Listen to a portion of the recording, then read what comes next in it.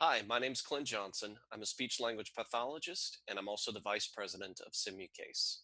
Today, we are going to talk about how to use Simucase in your classes. So I'm on the home page, and I'm going to scroll down so that you can see our library of clients. And if you want to know more about a client, all you need to do is roll over them. Here we can see Robert is an assessment case, and he's 1 year post-stroke and interested in starting therapy. We also have, in addition to assessment cases, we have intervention cases. So you could also choose Alex, who's an 8-year-old with an articulation disorder. In addition to those types of cases, we also have cases where you can administer standardized assessments like the Expressive Vocabulary Test 2, the Castle 2, or the OWLS. So all you need to do to find out more about a client is just roll over on top of it, and you'll be able to see their referral information, their age, and what type of case it is. So let's complete an evaluation case first. So I'm going to go up here to search case studies. And today we're going to be taking a look at Kelly. And Kelly is a child who's been referred for a speech and language evaluation. And let's scroll down and we'll find Kelly. And the first thing you're going to see when you come to your case is it's going to say start case. In my case, it says restart case because I've already been through this case once before. But so you'll see the button to start the case, and you'll click that. And then you'll have two options here. You have start in learning mode or start in assessment mode. Learning mode will provide you with feedback. You want to use that the entire time. So let's start in learning mode.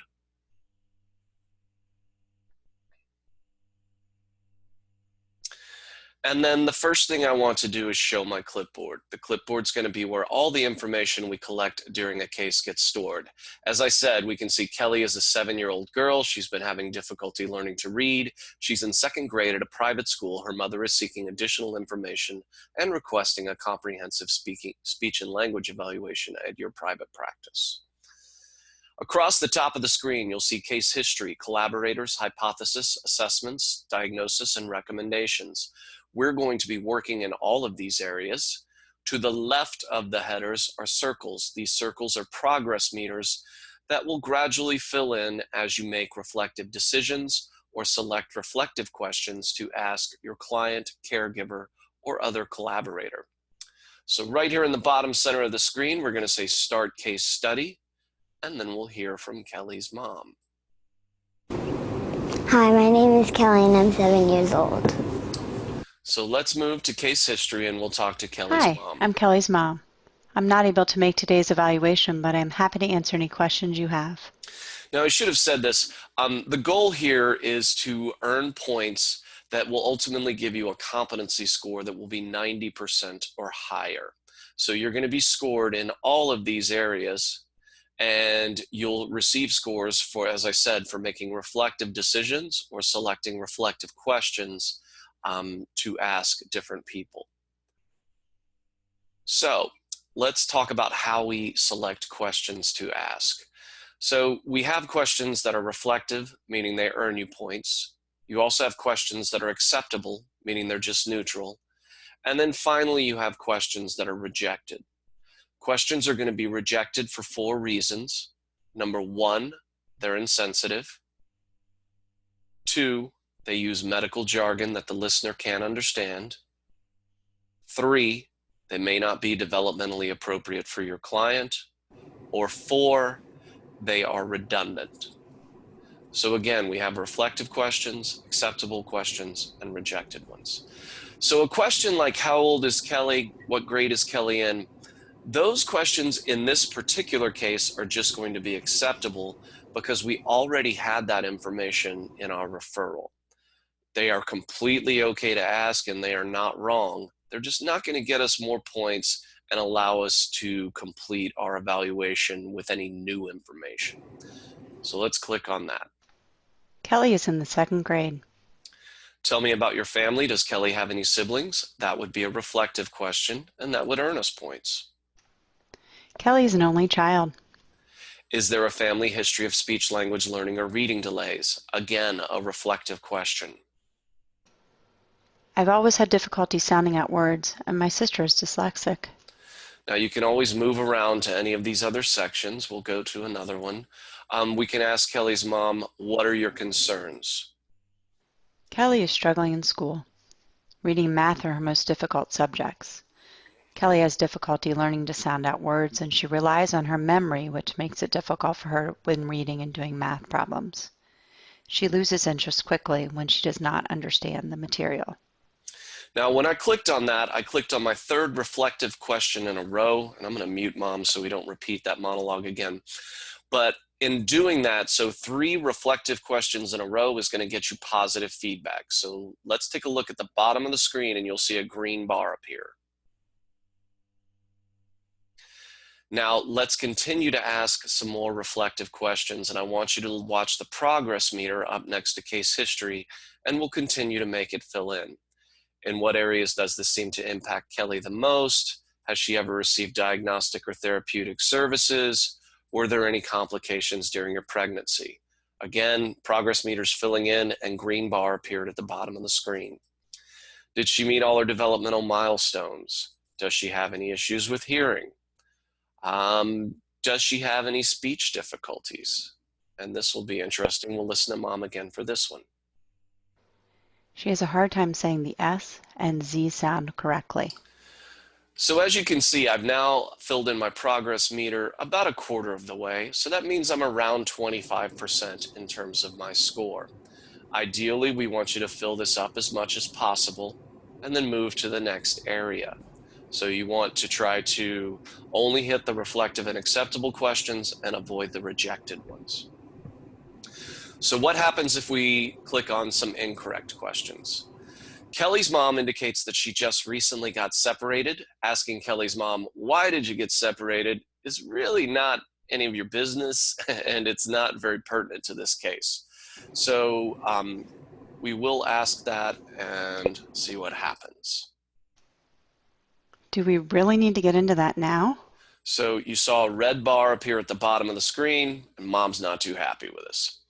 Is there a family history of speech language learning or reading delays? Has anyone in your family ever been diagnosed with a reading disorder? These 2 questions are basically the same. I can ask one or the other, but I cannot ask them both.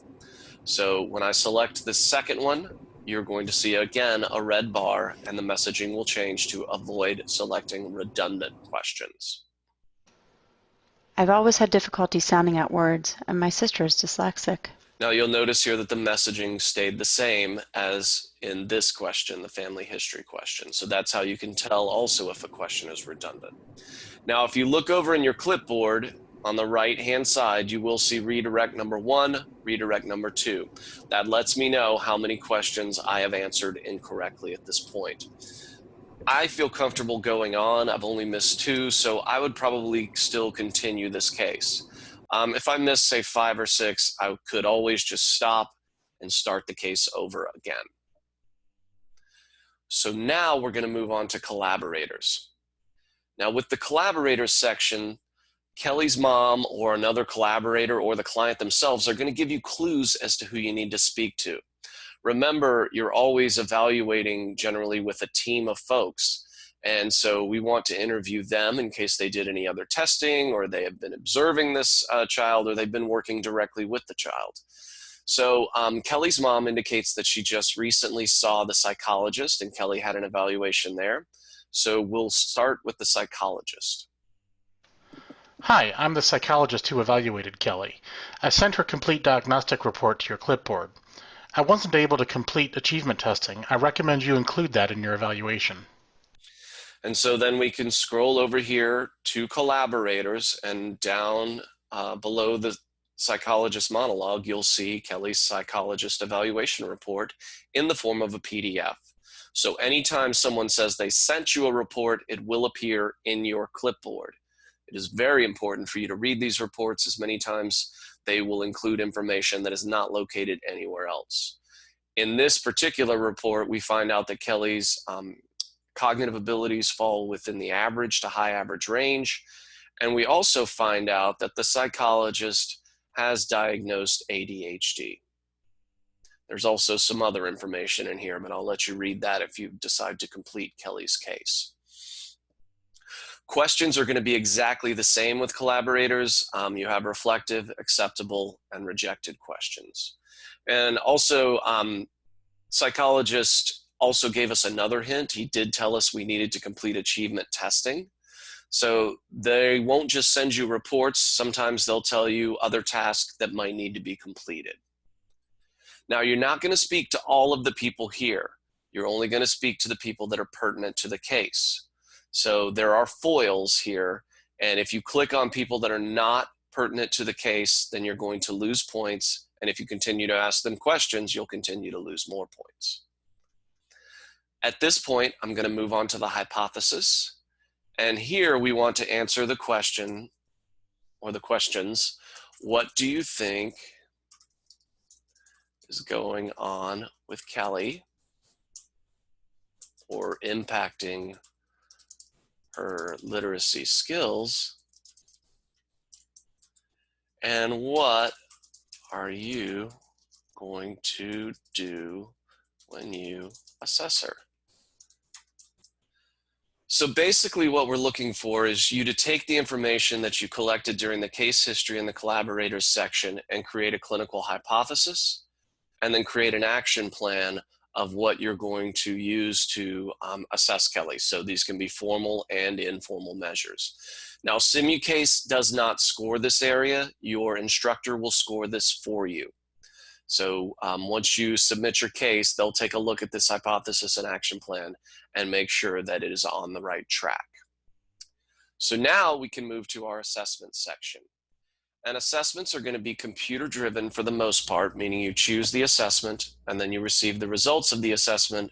It's up to you to then interpret them. So we can start with our tick and phonology.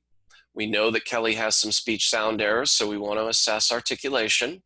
We'll choose the Goldman-Fristow test of articulation 3, and then we can see her scores. So underneath the window, you see those scores appear. Standard score is 60, percentile rank of 0.4. If I move over to my clipboard underneath assessments, I will always get further descriptive results. So here we see, and this is confirmed by what the mom says, that she is dentalizing the S and Z sounds.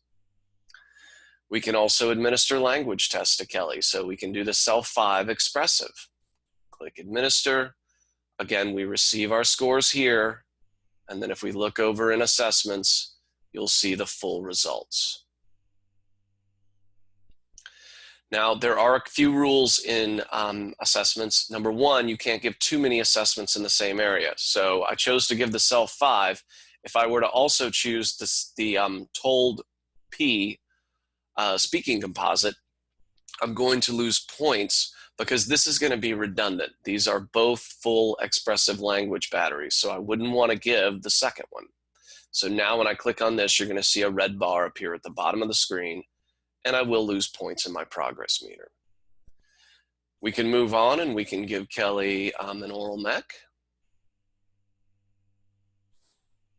To round your lips. Now go smile. Now close your lips and puff up your cheeks. Go. And then we would choose other tests to administer. So to repeat, tests must be age appropriate. You can't give too many tests in the same area. And you can always check your clipboard for more results and not just see the scores underneath this window. At this point, I'll move on to diagnosis. And clients may have one diagnosis or they may have multiple diagnoses. The other thing you need to remember is to include diagnoses from other professionals. So we did not make this diagnosis of ADHD, but it would impact our recommendations, so we want to include it. And then we could also include that Kelly has an artic issue, because we did see that in our Goldman-Fristow. And then there are other diagnoses here that we would need to click off for Kelly. You can see we haven't quite filled the circle all the way in, so we need to find other diagnoses that would be appropriate for her.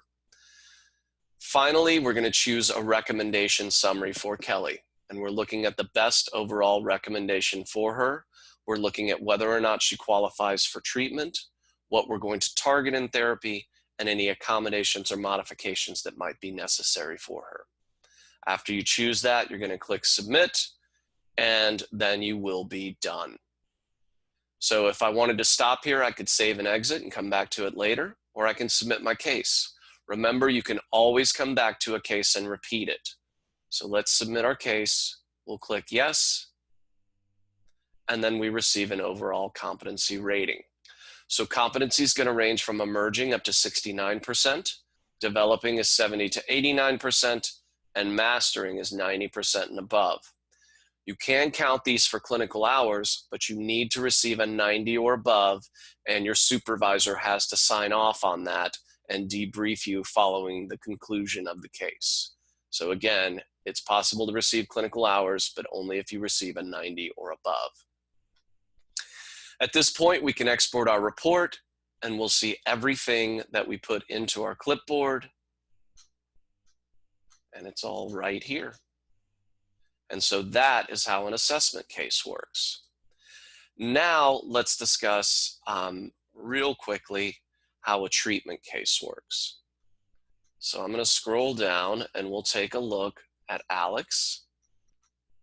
And again, we're going to start in learning mode.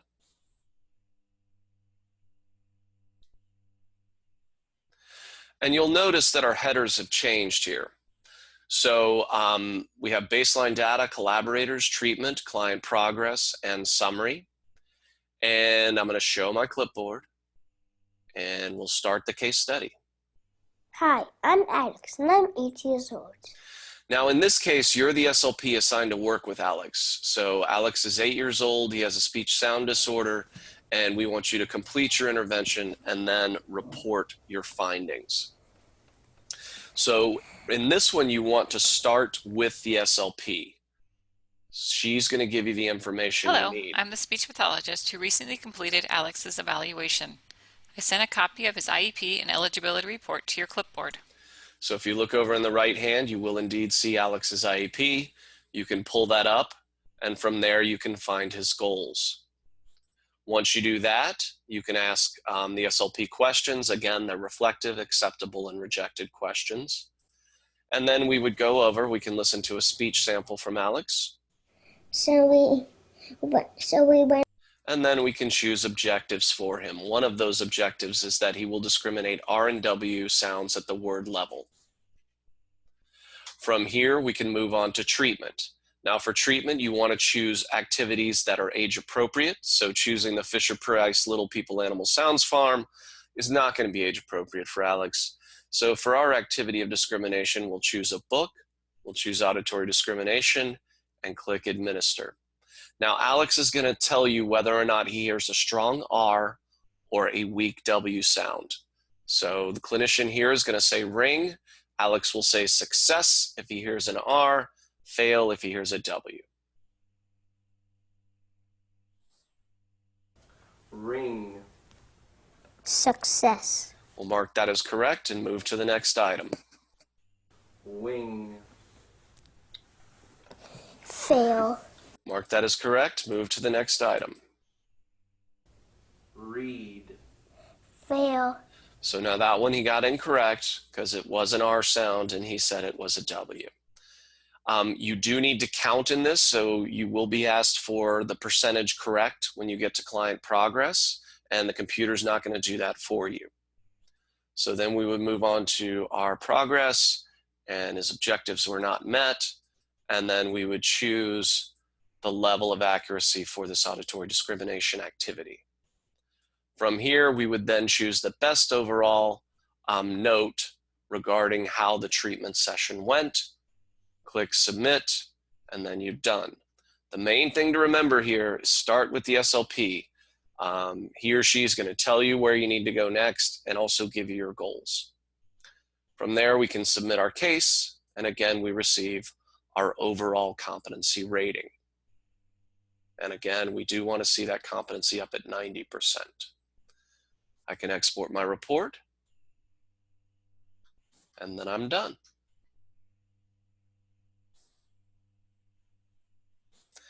And that is how assessment and treatment cases work in Simucase.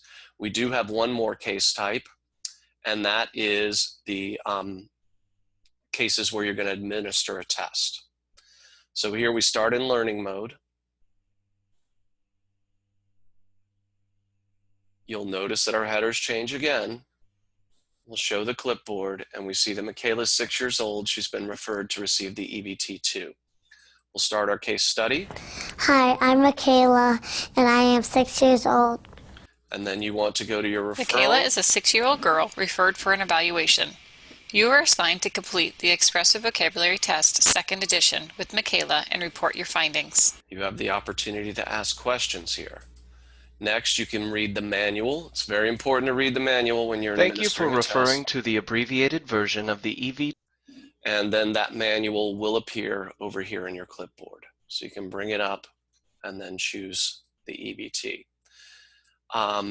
From here, we would then choose the start age for Michaela. We can also print out the record form if we like. And then you're just going to administer the test. Play the response. Oops, let me unmute her. Play the response. A puppy.